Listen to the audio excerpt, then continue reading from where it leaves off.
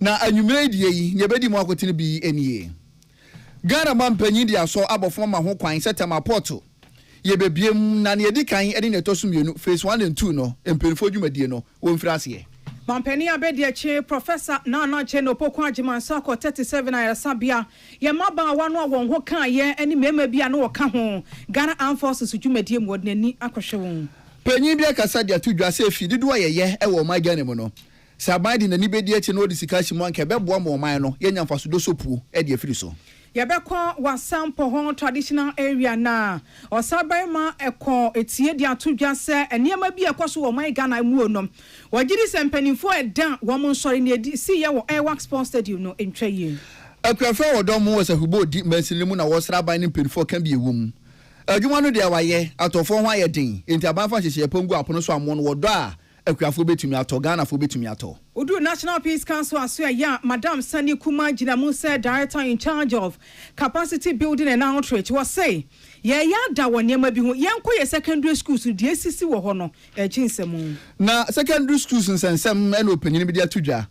se yema ya nindi mofra na chipa kenkan yema ni ntim wo mo na obasuapon mu abo ma dusua na ade kire akwa wano yakwa fijia kwa abre sound mensini mu asantemantemu a hona kra ye friend wa ase wo akuafo a wo ho kire se wo mu no ba nyina kawuram ni titu ni koko na wo mu ye ni tabanhwe na kwan na atete apansam se kontebe no wonye bibi mfa ho wei ya ni nsem bi betodwa nwumere no seka se boyi so ene abobo so wei na ensem bi etodwa na watwi mu a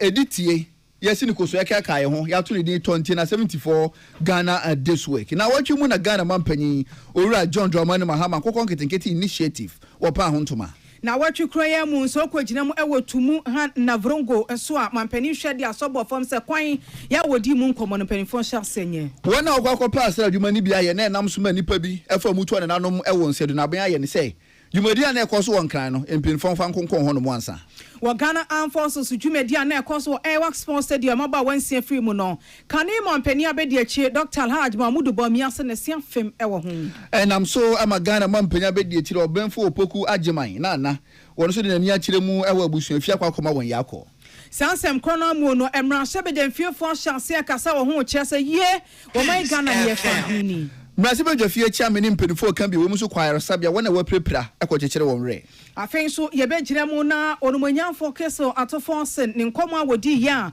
wokokye de ansi wo Ghana Armed Forces dwumadie mu adi nipa nsia bi eti nananam awonse de no enam so ma bambo so afo be de chedi atudwa sa busua wona de hye toye no obi anhwe no woni na busua mu baako nipa baako mra ye mfa ne sha asere dwuma no mu afen so na wotwe mu emunsem beto odwa Dr. Keso atofo sen di nkomo fa o mai Ghana fimpim yenu ne aduonu nsia akomasika ho na akomasika si fam no na owura atofo sen di kire mu sei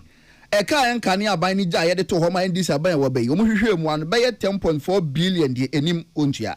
Edom kuma ne marshal said di 2026 budget ne mu nkoma na wo mo kire ndi ekodi no eno ani na eno na nam so so afo hwekuro nkoma mpuntu so se won kwate a wote dom kuma ne se budget fun be no se wei MPP mutimi ye bia nka muti abedwa so President and some Traders Advocacy Group Ghana Tang Oran Kodwa Moatensi wo tuche ema ban de fa 2026 budget no na watwi mu na CJ Chief Justice e body DC antoto na no don kuma se da wantena ho antivert no wantena se Sanso na wokomra sebede mfia edom dodo no na anu ni onumanyamfo ma yarega de tudwa se edom kuma no na anofo onumanyamfo Alexander Afedom aken tates no asese obo ewo na sebede fie no emfa wai ani nsem bi etodwa na watwi mu de tie eyesa ka ye ho ya to ni din 2074 Ghana this week na minimum so bi sasa 2074 eyede ya we mi booster eboa pa ma ni pedua no moje di afurusani ye yare ya chese ya na ebedua ni pedua no so na emwa ma pomuden pa on santimi kan etuase hu ama hoto etumi eba aya na wo moja abroso na wo soro pa ni ntira aduane ya woni je ho ne nsa woni je ho nyina doctor say ejaidi wonya 2074 na no mo eboa papa blood sugar say ne ma ne ba fom wo so ekuro beda ho a echepa ansa ne etumi akọ amanfo di 20 ne ho adanse wona nkuda na edu omunya no se wonya bi ono no mo apasa wa na wo di chese Drake akra gu asawa no so na de fefa sebi ekuro na nudi di afache me ekuro ye be kokura ma chese ahoto aba eboa papa amanfo di ho adanse ye ko ne kope be hepatitis B and C ne kum ni papa wonya 2074 na no mo a eboa ama hoto etumi ba HIV no eno so aba papa wona wonim de apomudi mu nsemu se Ghana fo wo HIV ahye won ho de nam no ese woni nsa se ka kire hey eduro na ba 2074 or trofo no sina dance ni wa bruchire wo de bowura pharmacy herbal shop chemical shop ne kokope bi se wo HIV yare no nko ade akoso ne no sa ko ne koye lab ye beka kire se adwane afiri moja de mutidia na wo twen kidney mu yare no abapa enya fedi agro wonya 2074 no so ebeboa wo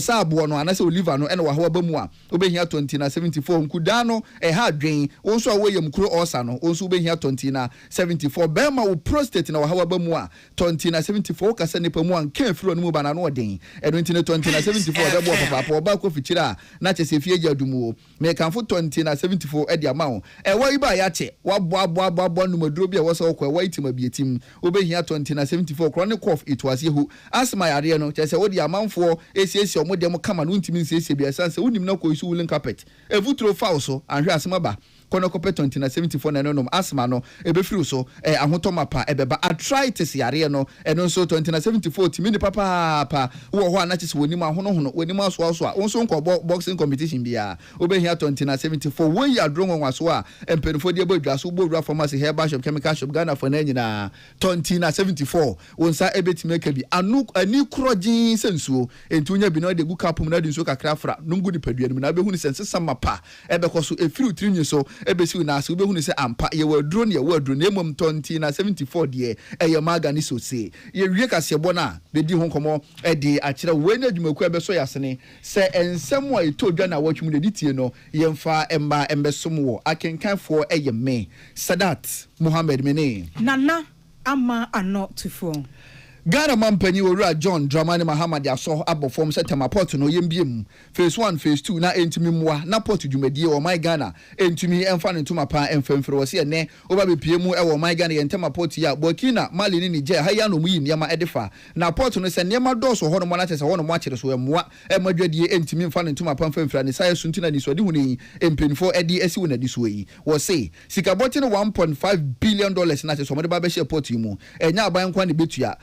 Meridian Port Services betua bi Ghanaian Port and Harbours Authority betua bi APM Terminals nso betua bi de aboaban African Global Logistics nso tua bi na tumi aboa amachesa aban ne komo tuma ha no port yetumi aye no sene yesene fata Ghana mampanyini kirem se port dwumade yefiri asimpo no nipa dodo na obenya adwuma ye wo ho ye wie se kukuro nipa dodo na benya obenya adwuma ye ho no ebeboa ma Ghana port dwumade atumi afa ne tuma pa di afira wo sese ye wie a aman ye wo bibire mu nyina no se wo pe ba bia di dwo mo port be ye kese na atima fa ne ma pa no Ghana port ene be ye kane ye beboa amache sikado so po ne yenya e di afiri ho no mo Ghana mampanyini ne santwerefo twetwe nkomo wa abere kokopie mu e wo tema port.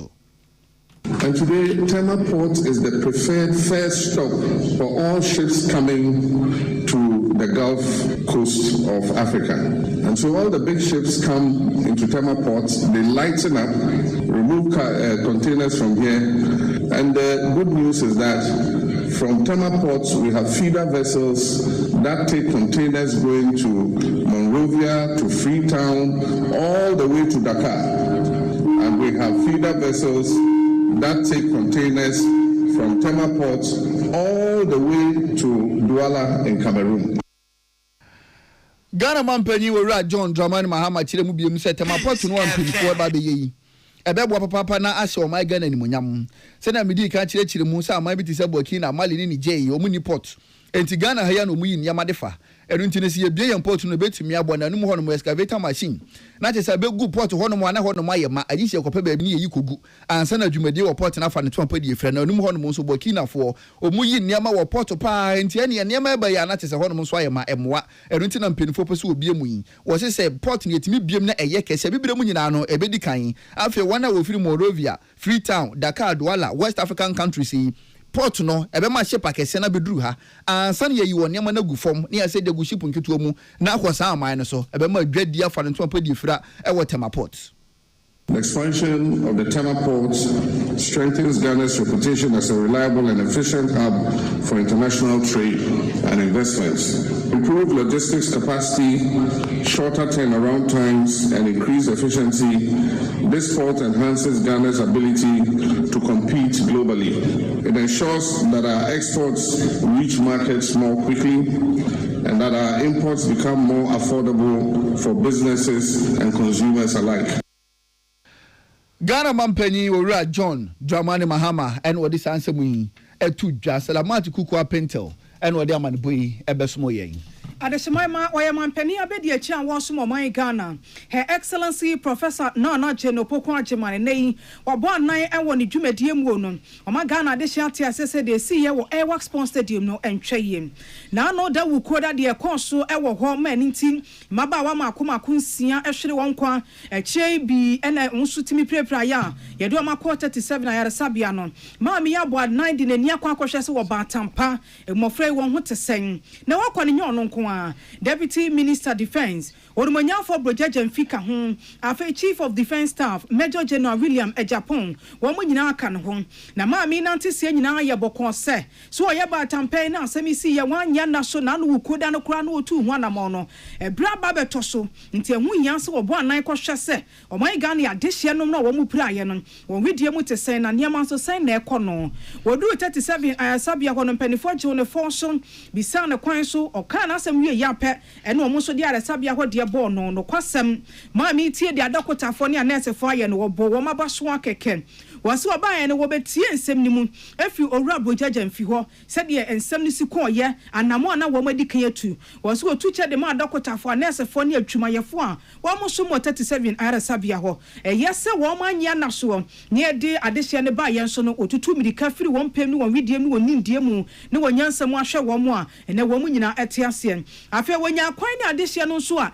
de esi yenti ama wo ho aka wo nipadua mu so di nkomo wone wo mu di nkomo akodu pepe se wo hye wo mu nkuna se de esi no ye nyina Ghana adehye ta wo machi bom pae de ma wo mo ye sanso sre twedi ampo Nyankopon se wode won kwa afem wo di ahode aka ni fro no Awurade won san fa no mo bio ma mi san de atodwa se abusua amadehye no ho kan ya o mo 37 arasabia ho no mo nka hunu se o mo ye man Ghana adehye into o man ta wachi prekope na mom mo so abusua no a mo dehye firi mu no o se twedi ampo Nyankopon se onhye moden na won ka mo ho na nyempanifo pese de bewie awie o man Ghana se de aka no eya hweye mampani Abedi Echi Professor Jane Nana Opoku Achiman sanse mi nyina yama ne bofo Patricia Sefa Fisher ne tu mwana mo esom yen Penny Kwanchera for the United Nations Industrial Development Organization ano any Dr. Maridami Combat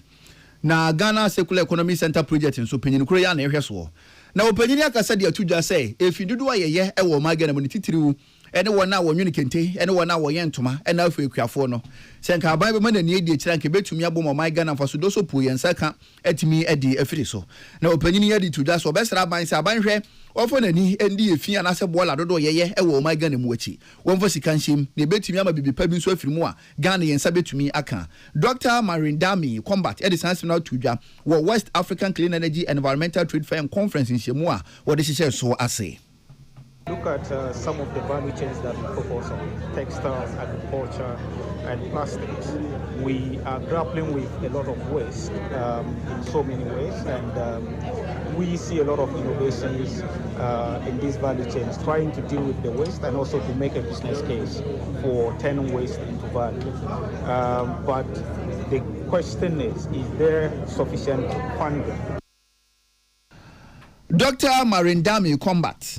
Penny Kwanchera for the United Nations Industrial Development Organization ano penny na ehwechiri se project director Ghana Secular Economy Center ena nene atwagui na owura Joseph Yeboa enso ka se bia wo chiri mu se na openyi ni sikan no efini adedo ayeye e wo my Ghana mu no sa aban betumi abo na watumi abo ko na sa hodo so sika fomu anka beboa ama che se etumi ada ne bibipa bi da mo my Ghana wo se wo hwa ne wa hodo bi etimi nya edi firi efin mu adodo na no ye sika erinti no obesra aban sa aban fo na ni ndi akiri na wo my Ghana ina faso do so pu enfamfiri so the kan da Ghana Secular Economy Center ho edi na ye ne stakeholders edi nkita ho efa ekwan ye befa so na secular economy businesses nyuma omonyuma no efa secular economy ho no ebetumi aboa na wonu enyeska de ye adwuma no secular economy thinking and say I was say ye dwene kwan ye fa so edi hye nyuma se na be ya waste enti instead of say ye extractive resources and now ye fan nyama nya media ma e de adwuma ya ye ewura ato atwere no e was bibia ya ye fafi nature mu no e so ba mfa so Owura Joseph Yeboa nene ena atwagui na nekwakra mu no Owura Yere Letitia Abra kum nyaba openyini Cleaner Production Center head Environmental Protection Agency. One also jina EPA ko ni di mu a ensem sei wo de to dwa. Anything that will promote protection of the environment, conservation of natural resources, we are committed to it. Circularity promotes sustainability. So in our awareness creation, we carry that message to our proponents, our stakeholders, that it is important that we are circular in our projects. And then also the other things we do is that EPA has an ACOBEN project that is environmental performance and public disclosure that looks at the performance of industries and kind of rates them. So even for industries that are going circular, it also provides them with an opportunity for their performance and their status to be put out there, which will also attract funding. Ora yire Leticia Bra Kunyaba. Opening a cleaner production center for opening Environmental Protection Agency. And we jina EPA ko ni di mu ansem we di to dwa. Ama amwako a jumper na manebo enie. Adeshimama yade kase na ekwa atoye mantemwen na sabra me no kase se wugina wasampo ho traditional area osabere ma ekon etie anwotoso mienu na nase wasre empanifo e wan ban mu se emre bi atwamu no na ye wo oman Ghana aban mu asomfo ene wanam nto bebira na wode niam agugu akwan mu abua pa ma maburu nya adwuma ye e wo oman Ghana ha se ohunu se asa ye da enti se ye da pa so dia yemie ye nikakra na ye nsore na mamwo no ni nyina afa ho se wo maburu nya adwuma ye e wo mamu ni mu wasese maburu do na nia adwuma ya ebua ha adwen papa e wo ye bambo mu atene e wo oman Ghana ha sei ni esi na no da wo koda wo Airwork Sports Stadium no osabari ma ekon etiesi ha twen wote ne si afem go ho wote ase dwene ho a wonte ase de biara da enti wo sempanifo se de edi kan asem no wesi ye no entwa yie afa ni atoso mienu se betimi asan ye ho so o man ti no ogidi se ye da wo niam bi ho ye de niam bi di agora dodo a ye nkanya ye ho ne ye hya ase asesan ye da ye so mu ne ye nwene nko ye nim se ye hia we na no gu akwan mu a ebeboa ma maburu pi no a eni adwuma ye no wo mo so tumi anya bia ye na 25th anniversary celebration koso ewo no Palm Ghana Limited no ewo to yemantemu osabere ma ekon etiese ne wo kan obesrem panifo adas wo de kwadwendwemu tu ho na mo a ebebo my Ghana. How come? Who's the order of them? 20,000 or spread the whole country across yeah I say but I can't quit 21 no say can you buy ai kumasi ai na nke na ai ebesra bande ngolo we be ndwuma no wani woni nkambo mo ka won tambo won tamano no wonye ma ose se bibi o di ba ma hon ma obotu we pay edwuma nu mo we jakwan ma mbrente bana kete se we jakwan nche ye ndam mo obo action there wo be kede wo fre edwuma fu bi na ye nya na ya koso na atrenchara akote wo ama wa edija Adeshimama wasabere ma ekon etiese ni ekwoso kra wa to emantam no eya ginsemo esan se no Palm Ghana Limited din afani pa be sa apem ni akira hennum adwuma na eso esan galamse enti yanhwe ya won dwumade na eti akofam obetimi ato factory ni mama na yeyie asanse no awo modu dom mewo ho no galamse fu atie simu omu didim enya asam ketu akra a big nuisance the whole country na ekwana ye fada ye dro ko galamse our phone abibia what all over na ni Chinese no kwa China machines already no incredible mother na onya me pede wo be galamse what be say asase what be say isu so akama kuti anja wo galamse na be asase dey sidana bebi eke wo galamse no e ho no metwa mo make si uda nesi na say bo ehunde owo nti ekwana ye ba fado na ine ni ambere chairman only today 9 months or we got don't go and flash them one call peacefully one sees one machine is in a fanko Adeshimama hempo wasuma desia wa wasan impo traditional area osabere ma ekon etie ne autoso mienu ne ne yeti yen wadwumade no ase general manager no Palm Ghana Limited yorua Emmanuel Gaze no ase Emfinshia aduanunum akwantuei eye no Palm Ghana Limited asoma desia wato yemantemu afa desia adwumam wo mayi akwan suku adande wo masibi apomodin so mu nkomode wo mabobi wo mpatamu aye de sene fata de asoma desia wo mpo ho na so se adwuma na iguo ejinsemu onim de enti adesia no sabi bedi wo mabro obreko de galamse anamo ss wo nwuma wo ye wo ho. I think that we do for the community. Elengi pa yewone galamsey illegal mining. I say nsuo no nyinaa mfa ye nsuo na ye de ye adwuma. Na nsuo no asay to the extent that boiler ye toy about $1.2 million. Since I make us say my yasan akoto for the steam turbine ye de generating power.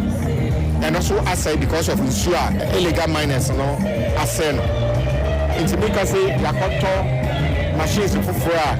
you be two borehole near treating nsuo no as you abra river water on and so I'm saying galamsey for na say nsuo no into me use nsuo no ye adwuma. Adesema Chamia News na senta na na wasumua. No Palm Ghana Limited General Manager Ora Emmanuel Gezi near Tenon Kana Sansemi. It has a dema Yamanebo for Apia Dankwa Rock FM. Penny Churchill for Edma Ghana Publishers Association and we were Benjamin Terrier Kulu. No penny and was the Suya. Any penny for can be a woman decision from say. I can kind reading no woman in Timmy School of Rapa, free secondary school, ever from Wabesi of Franoso.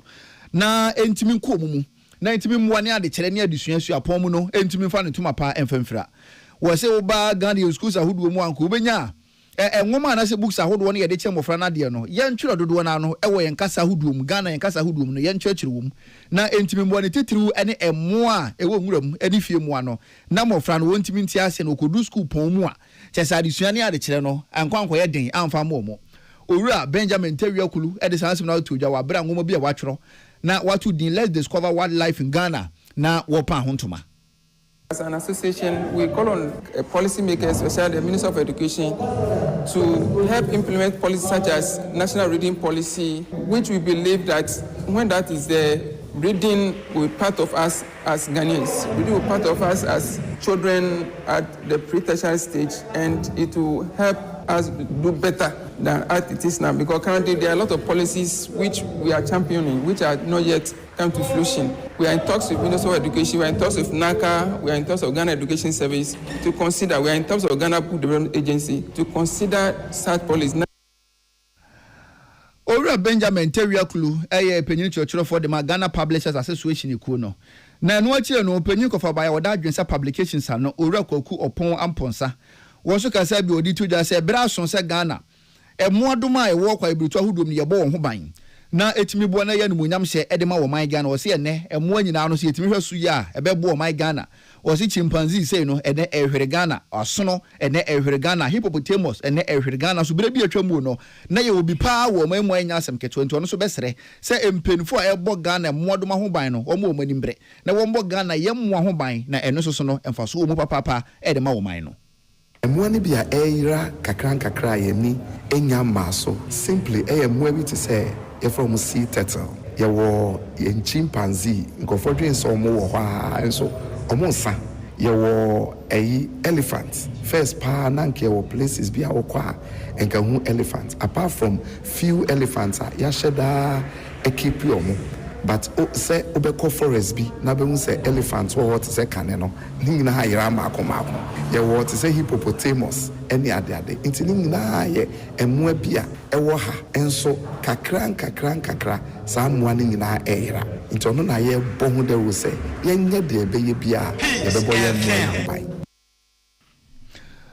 penyin kofa ba ye woda adwensa publications ano owura kwaku opon amponsa ne ana etwagui. Adesema Masodu National Peace Council aso Director in charge of capacity building and outreach, Madam Sandy Kumase. Obaniafo na dede ye nyina na odi anini adwea kohwe baabi ba ko no wotwa si achi na anim de oye. Wose se okwe senior high schools ahodo no mu a wofa asuafo ni nomum wode omo nam kwan bone so a enye kra. Ne sa ye nti wo se Ghana ma nyina se ye ma ye ninko ye secondary schools ahodo no. Na suni eban a emabu ni de na di wo ho no echinsemo na ani enyan papa. Mami se bese break kranie wa chance e ko senior high schools ahodo no mu na tiai.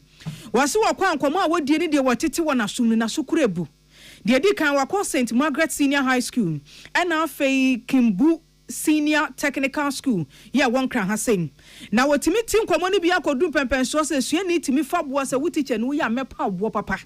wo ya mepa wo bo pa eno ntin kwada nchen enkomo ni bu wo ye kokwamu nkoma emu odu achechefo ne ka de che na wo suro kura so wo beka etu wo sere yen se Ghana de hye nyina ye me yani nkoko ne ye chance ne ye ma no nkasa na de wo mo ye no echi nsemu. I realized that there's a lot of issues in SHS schools in terms of violence, and so it's something we have done before. So two, the situation in the secondary schools is getting critical, and then what to say will be a second, what's will be all kinds of weird issues until the best way to tackle issues is to give them education, is to sensitize them. Sometimes Madam Sunny Esen. Near walk in and wabesra our for Nissan Sam. Ya won hye bi wo se wo akoda no chance de no foto nanumu a woni akoda no ntem no twedi ampo nyankopon aye bibi wo ho a etwa se de ya akoda no te okasa kakra enti wo besere obi an chance ma ne ninku ne bana na muntu ho chance hu de ne bana ye ene de ni se ne bana ye ehomom no ebe chance abo ansa na suku mpanifo nso etu ho anamon. For more day school, dear, as how we for also play one more role. So, in fact, near Bibiani to make a but I know your call school be crying. I say, form 3 in your person, the bonny teacher team. What you say? It's that bad. And yes, I will for you take control. So, near in Colano, Pampano. So, I will buy your baby name, as I would discipline. What you say? I would discipline a man at yes, no, because and sister, a colony is so bold, say, yeah, wrong thing was unchallenging teacher with school, out of order. Peace FM. Adeshemaima National Peace Council Director in charge of Capacity Building and Outreach, Madam Sani Kuma, and the attending Kano or the Hunufo Jackson Adama Sansemi or the Sumien. A forward domo, I was a hubo dimension anymore. Ewa to yetividu mantemu ene wonu demu a wosu yin wose adwuma ne de waye na emu maka atofo wosu ba bepie mo se hibodi ne mpatemu ene asase wo ene nyakopon de adom omu akuafo mo kese omunya asase ne so mfa so pa ne titiru ne mu akuafo no ene wodomo a ebopa ma onya mfa so di firi so na so se beye na emu no watwa wie no benya atofo no na akwakwa ye bo achibidin wosi nyina ne se abia ma ho kwa ma ne ye kra mo dodo na di fira mo no ne enti kwabra ne sika che ne botom ne okodwa so a Ghana mo ho nso obese akwa kwato buru ni mo enya de ebo am akuafo nti ogina so na wasra aban ne mpinfo kan bi wom se won fa hihye pongu apono so ne ntimi mbo na akuafo wodomo ewo man mu no omo so omadwuma emfa ne ntuma pa emfamfira na wona wodomo won ka ba muku se hwibo di rice farmers association ura ban ni Emmanuel ne da wona no wone kwadwo prekasa twetwe nkomo to the enko e say emono wo ankasa wo hwe emono ni a emono ye kama enso ye tua na monsa emono gu ha ye nto e ba sa ye kuafo no yintimu nya hoden ye adwuma no oba kra kusku a enan say mo adwuma no a wo ya wo benya bi di ama wo ba no akusku no adwuma no omo nto mo no nti ma ye adwuma no entimu nko so man kola no kra ye hwe omo no ye nso ye bre enti sa aban wa ma mehwe ye mo no de a in fact e be ye de ama ye sre aban so wo ma nani emra local ras no so Ora ban ni Emmanuel anso hono mo asa akire mu biem se o mo besra ban pa se Ghana ye nso mo na ye do no aban be yan konfa nto ne ho so won fa mu nkire ni mu afutuo ni mu adisua e ma Ghana fo na Ghana fo hu ni se Ghana ye nso ye mo no e de papa na egugum enti se wokoto ba ku bi di ye na anya woda foforo bi so ho no be ye wode na ye ma Ghana fo nti ase ye sa ye fo sika nhye mo dwumadi mu o ma Ghana mu na eno so ntimi nya akono na Ghana fo ani ku Ghana ye nso ye de no ho na emu akuafo o mo so asetena mu nsem enkoyie of agric yes let's say yemo no ayeye ro ha no o ma nanimra so na o mo hwe yemo no na o mo aye na akuafo so ebra ye bre no so o beto yemo no a mfi se be ma ye ho aye hare e wo no ma bibu sa masa na se ampin so anka ho amoa ya ye ntimi ye ho bibia ma ne ye emo ni go ye hu ne ye e ba sa ye ho kire ye ya ye ntimi nkobosi ama ne ye nti e ba sa e be je emo no ye je emo no ye nso ye ni adwuma bi e be ye nti yesre minister of agric say o mo aye na yemo no o meto no mo nya emo no o mo krafi ama no no mo hwe ye de no ma entumpo maye Ora Bani Emmanuel president e de ma se hwibo di rice farmers association eku no ene woni kwadwo prekasa twetwe nkoma ensemi odi etu dwa watoye etifido mantam no emu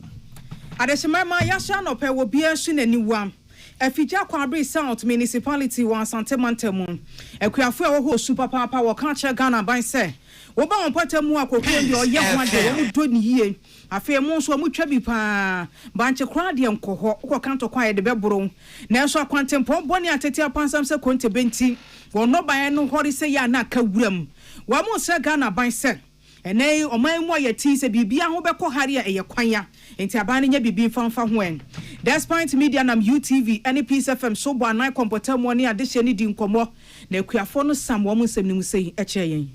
bridge ya baby a inku ya kese ni nyina wo no na edam a yede fa hokọ mfum eye baby a ye do kuku banche emu bode ne de keke ka ho we de sani esra ban wadawro wa ne down esi hu ye mobo na bridge ene kwan ya etimi fa ha akopie kwa aban ye afigya kwa abre no ye wa afigya kwa abre saw hu ye mobo na mutima ye kwan yi entum mai na ma ye de kwa aman madwadie ni ade ade no ayemre e de aman ye kwan de no kwasemi haye kokwa yetono kwabre afija kwabre south dodo no afiri wawasia efiri wawasi ko babia kokofu no wo no ye bridge wo ho enye ekwai asei tise wo kofa kokokura ho aba yise abubuya edukura brewum charge obe charge wo no emu odini nti ebe srabai adeshemama akuafo a wo mo wawansen eno wa afija kwabre south mensi ni mu asante montamu ne yete won kan wano si ya pe won hina wo nana owusu pani ababi o say ye UTV Despite Media mamunko Peace FM mamunko de sanse mo afidie ne so edu achi mampani so kura de atesa anopa mo ho no watietia kenkan ne nyina ntimo fanse no se Koko Rose ne wonsem na koduru sen a o mana boyen se de dwonso abo akoko yi Akoko free yempatamu a eye wawase abo abuja kwa man swadro ene aduma nyina Chief Farmer Ekasa no kan e kan say akwan e deda hanum nyina sabye son sabe emfata emwa emma koko adwuma no enko nanim ekwan a efiri abo abuja e de kwakwa aman madaro ma sabe ehu pa ye besre aban ese obeta yechi yenti amesre aban ewo ekwan wi nyina so ni se koko akuafo no o ma ho ban bo sabe o ma muti wirem no obi wo ho no ma wadaro ma oti ni wirem kra obi ti akrofo ti kokotwetuo edisi wo mu so na wo makọ akọche wo mu ho no ma kakra o mu aboabo wo mu ho a sabe so sabe eburu de be mo ma ato aduanya ma mo adidi no na yakọ akọche adeshemama ene ekotie yei wawa sehene nana owusu pani ababio Sansemi nyina Samson Kenya meche chef nadama ene wode som yei Ghana de shebe nyina chef amoni boy so na yaton kretew ye ba 2074 Ghana this week ye be boy rem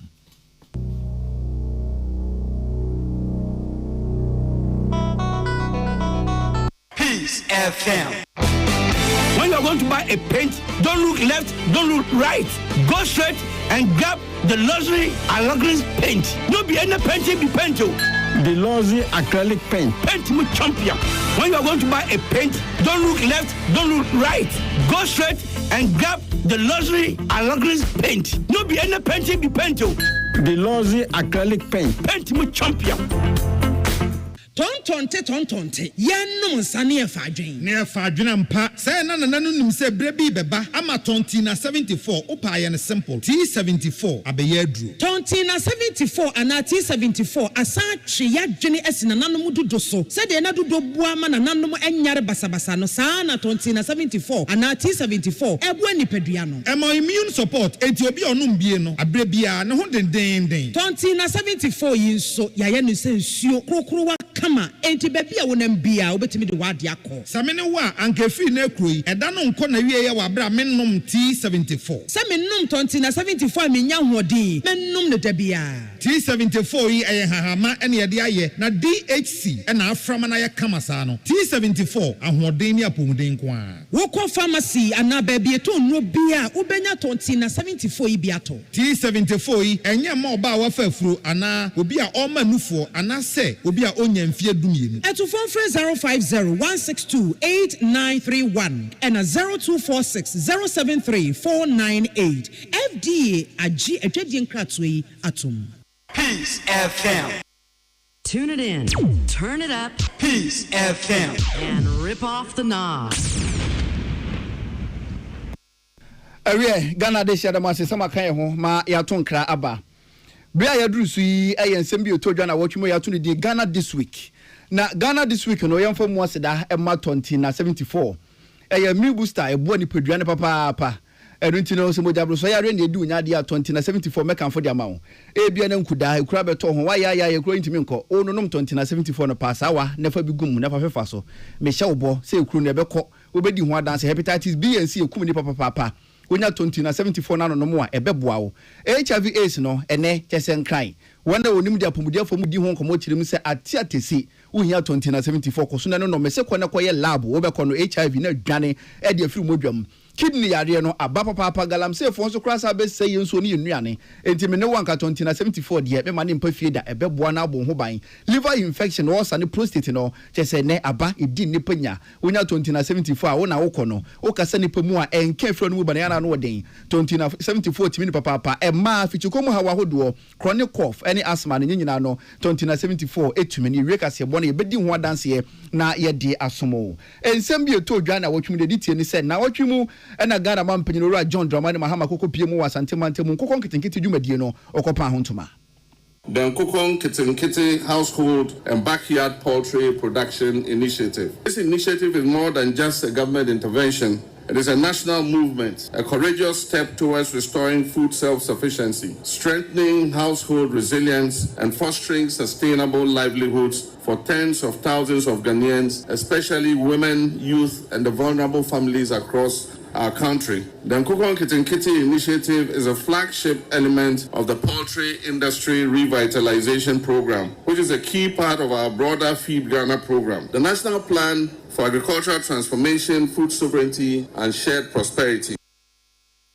Ghana mampanyi ora John Dramani Mahama ni salamati kuku apento na watchi mo dia mani boyi ebesomo ye. Adesima ma na watchi mo His Excellency John Dramani Mahama gina the big push agenda song eko wa to mu ha na vrongo dia sobo form se kwan mpanimfo mfra senye sanse adehia wo wa ho yehiem wo kwan ho. The Big Push infrastructure program we're launching today marks a decisive step forward. It is a bold new chapter in Ghana's journey towards balanced development. It is our commitment to ensuring that no region, no community or citizen is left behind. The Big Push is not a slogan, it is a national transformation blueprint. This, ladies and gentlemen, is the backbone of our 24-hour economy initiative. That is an economy that never sleeps, one that enables farmers to move their produce even at night. Adesima Ghana Mampani His Excellency John Dramani Mahama yamane bofo salama na semyo bwano. Na wachimu ana Ghana Mampani ora John Dramani Mahama di tu dwa se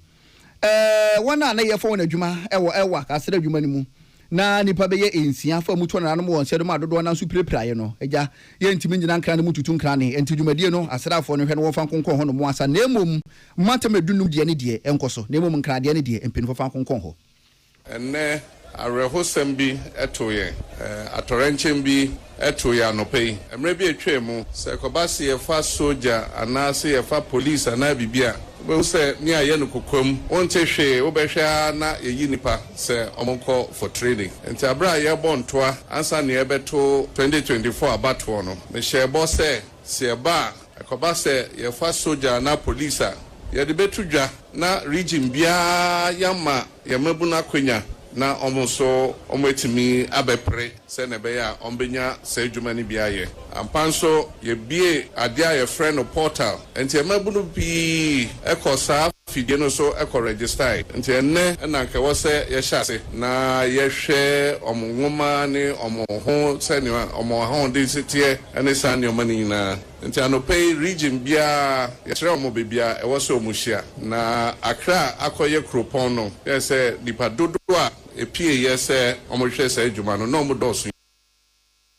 Ghana Mampanyi ora John Dramani Mahama na watchimu wadi sansemu yi etu dwa salamati kuku apento na dia madeboyi ebesomo yen.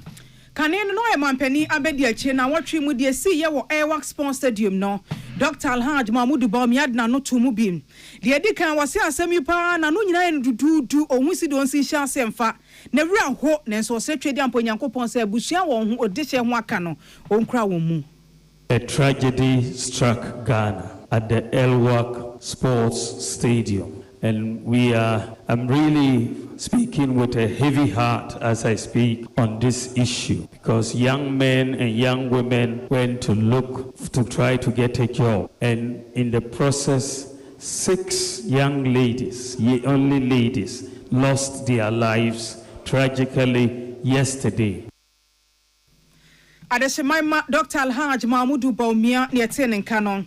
Pious Bedu Banseni Amanabo Fasansemi or the Sumie. Na Sarah Husemi Yahu and Obenfo Jane, Opoku Ajimai, Ghana Bampenya Bedichiri. Or no so or de ya consem Amabuson and Adishia Ton and Anum Ewon Sieto. Na Prof, the Sansman to Jawa, Bero, one Akoko Pimu, Ewa 37 Abayan Sabia, was a preprano, Woko, na Wako Chichon Re. Ghana Mampenya Bedichiri, Professor Jane, Nana Opoku Ajimai. Now what you more anamunto 2 year. And Patricia Safafisha and Diamanipoi, Ebesumo Yang. Elwak sponsored you more as semi by ya pair and Rasabed 40 Yana. Wamuna, sorry, free Wakunya Sujina Waka say, eh, Ghana Sem Yaka and Asama who do be so semwa. Wajinchemu ye kwachi, Korea sen. Minority rape. Wanu kroyana sawam adwajiria kunya no wote so mrasebe de fie urumanya for frank na don pre born nsa no ka se de si de tia koma na mrasebe de fie for se bi obetumi akasa ma wonuanom se we de ate won sunu. Well, as first step to immediately suspend the recruitment process for the time. We also must urgently ensure that the process be decentralized or further decentralized to address the excessively large crowds as well as the other risks faced by people traveling various parts of the country. Adeshemaima onumanyam for frank anadon preno no wamna sebeje mfie ho krono abio ketu no fa kunya no de oteso ayen edem agbana wano so chiemu se de asi no obesese nhwehwemu mapa enkoso no ebeboa yen. I send my heartfelt condolences to the bereaved families and loved ones of all who lost their lives in this unfortunate event. To those who sustained injuries, we pray for their full recovery, and our thoughts and sympathies are with them in this difficult period. Openi yeketi no from Rashebejani onumanyam for Edem Agbana. Na arahusemi ya hono namso na watchi mu Ghana mrashebejo fie chiame. Right Honorable Aban Sumana Kingsford Bagbin enso edi domanim kokopie mu 37 Aban Rasabe wana wo prepare kokɔhwɛ wo mo sanso and the nipa of mutu na anamo onse adun so gina so ya consem wo de ma abusua. We also sympathize with the Ministry of Defense and call on the leadership to have cool heart to handle this matter, and we thank sincerely the health personnel together with the ambulance service and all those that have rushed to at least attend to the injured and the diseased. Emrasebe Fie Chairman Right Honorable Aban Sumana Kingsford Bagbin nene ana atwagu nsemi bede di na watwi mu William Gentu ni Emmanuel Akole ene wodi ebesomo yen. Asam ni si ye wo Airwax Sponsor Stadium no emrasebe de mfie 40 TV sanse nen en central for ho ntine bi ne nam social media platform ne so. Na wo mu keke kan bi wie ye na ho behia pa se empanifo betime nya asem ne mu nchemu netie Acting Minister Defense Orumanya Fokesel atofonsin otonsa friend wogina mrasebe de fie no wachire mu sade wo muti ye no wasom no san pepepe nipa wo ho aka ne ye makomako aduasa nan na emunsia ene wuye no. Despite these measures, a stampede occurred at the Elwak facility in Accra. I regret to report that there were 34 persons who were direct casualties, some of whom are potential recruits and others, Mr. Speaker, unfortunately, are not related to the enlistment at all. Adeshemaima Acting Minister Defense Onumonyam for Keso Watofonse Sansemi William Gaintunafi Emmanuel Akole Nedisumi. Arahuseme si na watumi nam so mabambo so afọ be di chiri owura brojaje mfie dina aban de mu di tudase abusua wona de hia ato no obi anhwe na wonfo mu nipa ba akomra na yemfa no kwan e wasere adwuma no mu. Yesi enti ama enkrande no a ye no mampani ama ya twen asen se de be ya ye de enhyehyeye beto akwan mu na bibia sa ensan enkosibio ti mampani asoma ye se yemra na emfa metum anim se aban ebegina busua chi na enhyehyeye bia e wo ho a e wo se ye na ye de sie ye de hyem ya hwe na ya ye owura brojaje mfi eye bambo so afọ be di chiri na wotwi mu wode sansam itu dwa bra Priscilla Labi wona woto en woka ho bi empinfo kokopie mu na busua fie na woka busua ho na wakekere won re na watwi mu e wo mra sebeje fie na no daya wodan Dr. Akeso atofo se fotosanfo gira mampania na mu dia fimpim enu ne adonisia akohumasika ekoto dwa na kwa akọ eni nyina wo kire anamo aban yatu ani nti abo ama economy ni sesei aye nomenomesa wo ka de ko wie se Electricity Company of Ghana sika na omogigi mre bi atwamu ni sesei omogigi 1.7 billion bosumi bia. When this administration took office, Ghana's energy sector was saddled with about $1.4 billion United States in debt to independent power producers. Taken fiscal bomb, I call it. Mr. Speaker, today, that burden has been lessened. We have renegotiated all power purchase agreements led by Ghanaian experts at no cost to the state. Adeshemama Dr. Akeso atofo se amanan so wa kire mu e wo budget ni mu kenkan sese niema bo se yeto ene se yeton no abafom na ye 23.8% inflation is saying a 8.0%. Right, Honorable Speaker, inflation has fallen faster than anyone imagined, from 23.8% in December 2024 to 8% by October 2025. Adeshemama wa my Ghana photo sound for Dr. Kessel ato forcing. Na bra owura ato ban forcing ko pie mu mrase badwafia akohomasika working kan na wotirim say e ka aban ba beto ye no ene eso treba wa papa enya asem ketwa na Auditor General ato no bo ayem pesempensemu na e ka no ba ye 10.4 billion Ghana cedis de ni nyina so entinya de aban ne betua.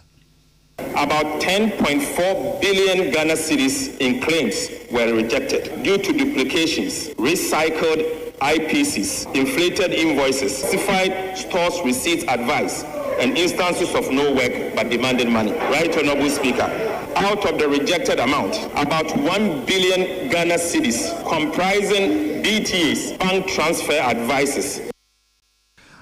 Owura atoba force nsa chire mu say aban ayen siseye se nkronkuma nyina monkane abeduru ho ma nkura ase dodo na so no omanya nyina monkane. Means the construction of 1,200 megawatt state-owned thermal power plant to uptake the additional 150 million standard cubic feet of gas per day from OCTP partners and GPP2. Owura Kesel atoba force ni eye fotosanfo na watwi modi sansimi tu dwa wabere kopie mu ewo emrase bedwafie. Na watwi kroya mu no mrase bedwafie dom kuma ne made tu dwa sem afimpim yenu ne aduonu ensia akohumasika no aban na fotosanfo se de tu dwa no emu ha kora dodo an wose de ode bae ni nyina na eye kusu kwa bibia nim ebem oman Ghana yempuntuo no aye hwehwe no ebe tan fa akosebe ti se adwa yensuo. For the government to match this rhetoric with act, but the government chose to present even more half-baked policy ideas packaged as transformative initiatives. As a result, we look set to endure another year of fiscal indiscipline marked as prudence, despite the economic evidence demanding a change in approach. What we need is economic transformation, which governments will promise, but what we see now is economic stagnation. Adeshemama edom kuma no jina kanin Penny no osumo musa fotosanfo wa Akufo-Addo apenso Dr. Mohammed Amin and Damson or the sansemi nyina to dwa William Gentu Emmanuel Akole ni amone bafo sum yen wasansemi hu na ensemo dom kuma de to dwa ene wo so afo hwenkuro kuma mpuntu so Oluminyafo Ahmed Ibrahim Ojana na so aka se kirem se dom kuma mo ni nwu asem kra na mo budget asi fomu yi mo abre so mutimi de budget say baya nka Ghana ba be yaduru nke yatwemu dadada wo se na na kono krampo ni common fund no abanshi sika 8.9 billion Ghana cedis eno di betumo get fund 10 billion Ghana cedis eno di betumo se nye we na Ghana ye pa edi ebiem. This year nkwa sika abandi ako almost by the next quarter or 3 years more than 6 billion to 7.5 billion. By what time country say 2026 or the 8.9 billion Ghana cedis enayeba. How can I say fini? Omu MP baku oye current MP former DC. Osi na no okuhu sika yedi koma MMDC na ni ho adwere no. Oluminyafo Ahmed Ibrahim eye osofo hwenkuro nkuma mpuntu so. Ena nene etwagui na watwi mu na nsam yi ebeto dwa William Gentu eni Emmanuel Akole eno de amanebui ebesomo yen na watwi mu Owura Akwadwo Amoaten President Osum Traders Advocacy Group Ghana tag editu dwa sen afimpim yenu ne adionisi akohumasika we de wo tuchema aban ne mu akono wu esanso omoni aban di nkomode fa COVID-19 levy ni ho se ye aban na tie won sufre pa ye free won de chese aban we na so mmere budget ya ban in the run-up to 2024 elections, His Excellency John Dramani Mahama, HCI, and Pedro. Now, somebody the two, in the making budget, Adeshemaima President Ora Kochua Mwate Traders Advocacy Group Ghana. Afe won komokron wamu no. Ora Techi Ado. Okasama for the ma abosu kan spare parts dealers eso de atuja se. Omo kra no Economic Community of West African States ECOWAS levy no e ho so no madwini wo ho. Na eso de enesi ye. Tanka ye petite da ECOWAS levy in African Union. I think omo kan wa because yet been levy at the same time African Union. And again, special import levy hormone 2% from the Kata who can communicate about Adeshemaima abosu kan spare parts dealers kasama form Ora Techi Ado Nieteni Kanu. Na watchi mu ana mpenifo tena ase Justice Paul Bafuboni wototo na no wo se fataya manokwan waso mu Ghana se emranimfo panyin. Na domkuma ne say wobere okokopie mo vetting committee na nim no. Ene yakwan adom kese no no mo ti ado anwo maso na nya asem ketwa. Ene domkuma ba no den no nyamfo Alexander Afenyo Markin say obi na no se wakasa adom kese ba no den singam. Mema won kasa. Ene o say na de na ekosu yi se mo ma yen kasa de a ene ye krompo ye sori akọ ye ntena ha no mo nye hwe. To reject the nominee. We would want to state on record that the majority can proceed with the questions. We do not intend to proceed with any question. We are, however, registering in the strongest terms that we reject the nomination, and the records should reflect that the report of this committee be a majority report.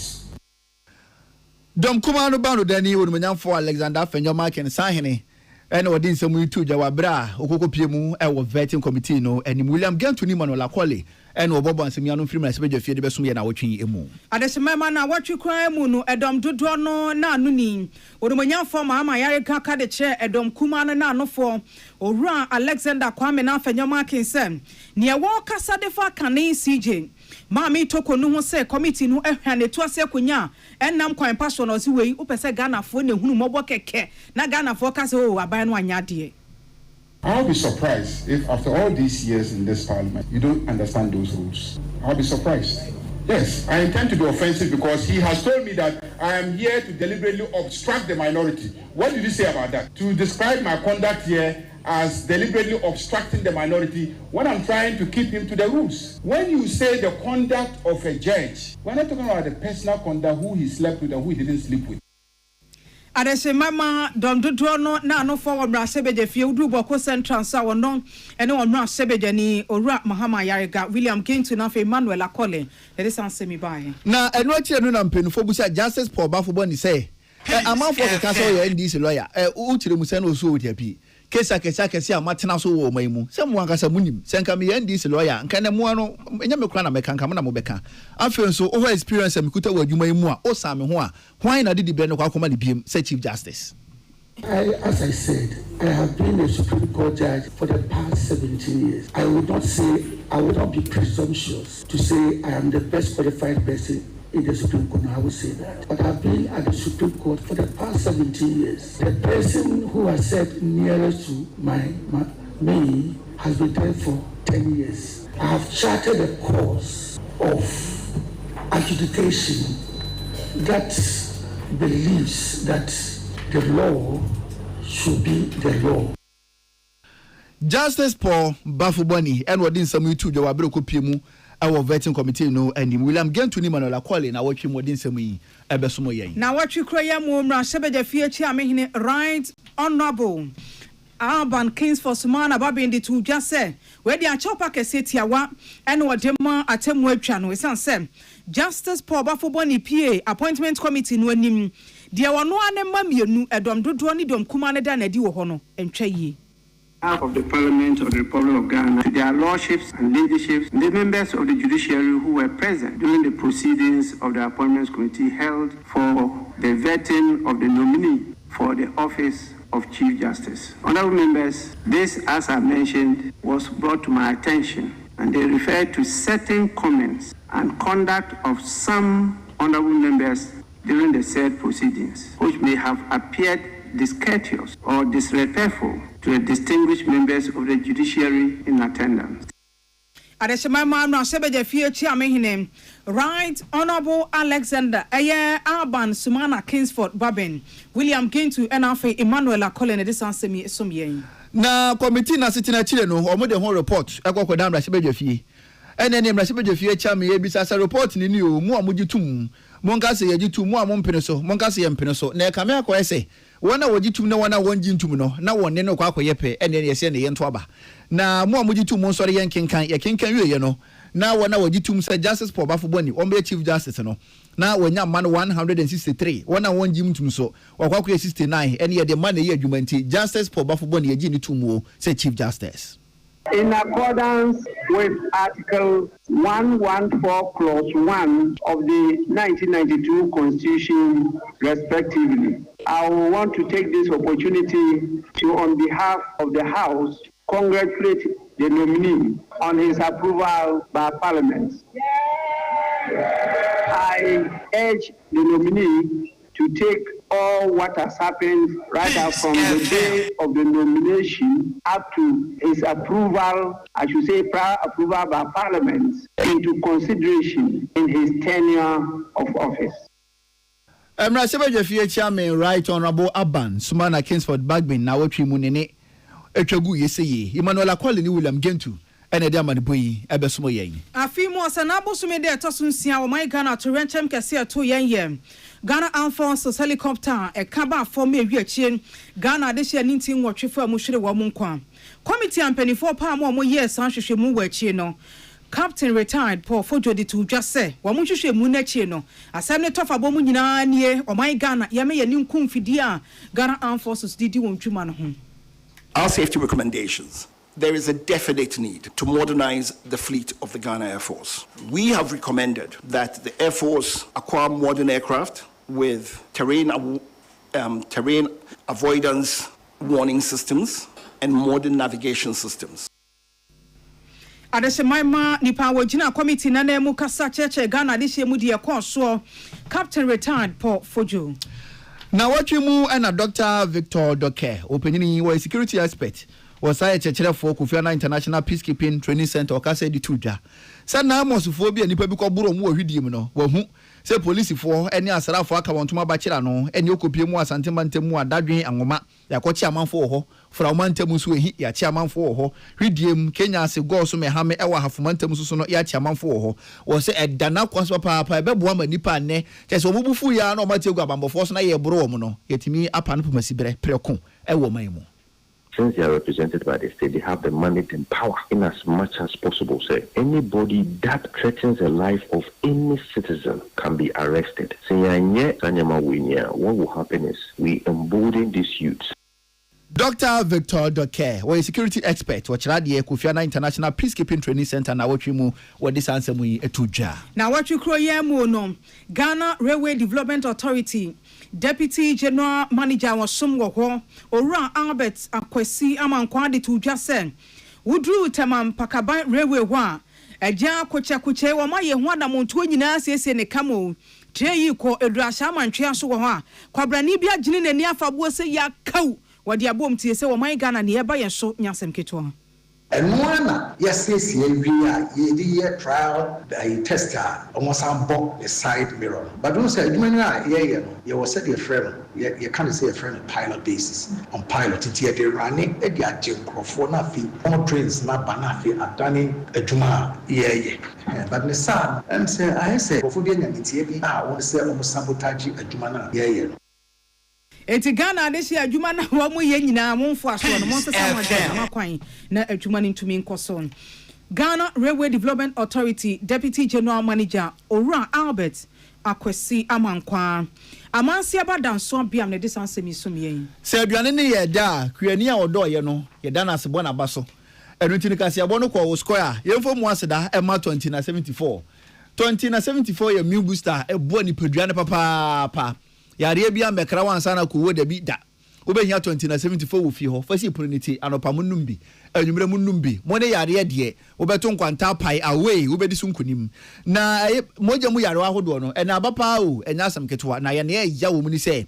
o pressure ni ade akosoro no ko hospital doctor beka ta se nnuane bi woni gi hu ni jaidi esanse no na ma pressure ne kosoro ebi nso a na eno ne woni gi hu ene eno aduraba obehia 2074 ko pebi na wo nom no se wakara sabi ha kwaye test ni bi me beka ta se pressure no aba form osimwe nnuane ka se jaidi nyina no udi yeye ebi na blood sugar enso akosoro me say obehia 2074 enkuda openyini anasa bofra ne beto ho ache mo a mo ye nsuo mo adwuma dodo no agya wo kakaja wo mo wure nyina esei obehia 2074 wonum bie no na wapasa wa wo de fa behihye wo mo wure me sei ebetu ahoto beba mo wure kama ne befifie tiri se wo na ho wonsa wo nipadua no kwa ba bia na kuro bia beto ho a wa ya yentumi nkwa obehia 2074 me sei obedi ho adanse na emfonyini amanfo asa nnuro yatima bo mo kuro na o mo da sane doctor no se wunya bi hwe a obehu ni se ampaye wadro ne wadro na emo madro de no a any 2074 hepatitis B and C no ekum ni papa mpo HIV ni AIDS no enu ntino unya 2074 nro bi na no mo hepatitis B and C